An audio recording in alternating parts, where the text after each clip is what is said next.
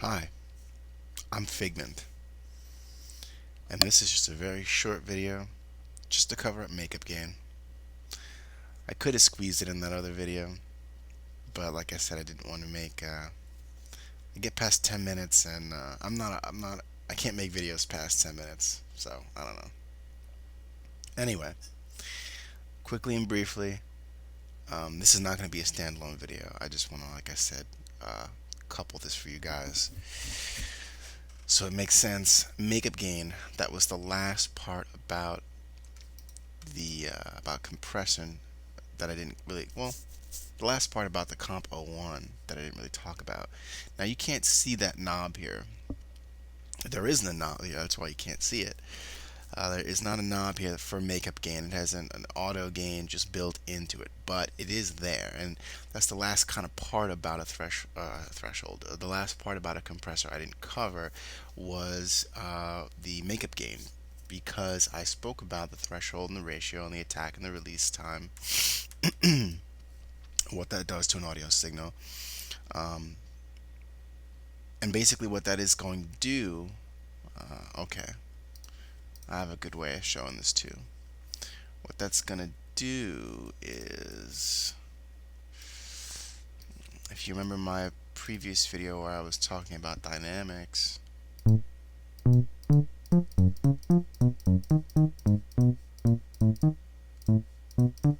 so the ratios, sorry guys, I'm doing this on the fly. Um, right, so that ratio is set to some amount, and the threshold is being crossed, and um, when that threshold is crossed, that's reducing the volume. So let's say that we have some of these notes and they're very low. They'll never cross the threshold, some of these guys down here. But let's say these guys will. Let's say the threshold exists right here, so these notes are affected. The ratio is there, and it reduces these guys by some amount. They're cut down. And only these guys, because they crossed the threshold. They were up here. Now they've been reduced by, I don't know, 3 dB each. Um, what that will inevitably do is lower the volume, but it doesn't really. Hmm. All right, so it has the effect of lowering the volume, but compression,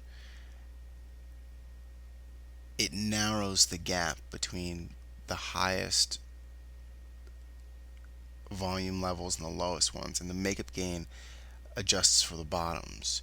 So what the makeup gain does is, after the volume that's over the threshold has been reduced, the makeup gain raises the volume of the overall audio now.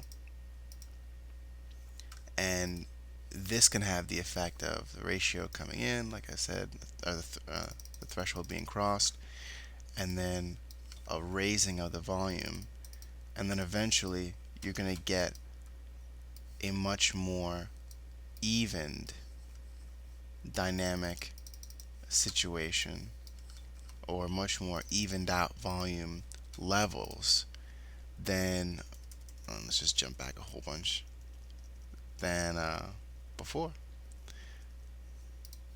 That's what, I guess I went on too many moves. So the makeup gain just increases the output now that some audio on top has been reduced. And that will have the effect of lowering that dynamic range and volume, and squeezing or compressing the highs and the lows closer together. And that's where we're going to get the term compression. So, YouTube. I'm not on YouTube. This guy. Um, so, um, that covers, I would say, the very, very basic parameters of the Compo One. Although the makeup gain just has it's a preset. It's just inside there. But if you use something like the M class compressor, you'll see it's called output gain. Okay, sorry. Sometimes you see it called makeup gain. Sometimes you see it called output gain. It's the same thing. And here we have threshold, ratio, attack, release, output gain, makeup gain. I'm calling it kind of an old term, but it does the same thing. So this is a very short video. To follow that up, I just wanted to I didn't want to leave you guys out in the wind about it. So there you go. The next time, maybe I'll go over the M class compressor because it's a little bit more advanced. It has some metering and it has an input gain, which is kind of cool. But you should definitely know how to use the Compo One. Go out and play with that. Next time, maybe I'll give some actual demonstrations of compression being used on an audio signal. But anyway, I don't want to drag this out. Um, Experiment, have some fun, go eat a quesadilla today. I'll talk to you guys later.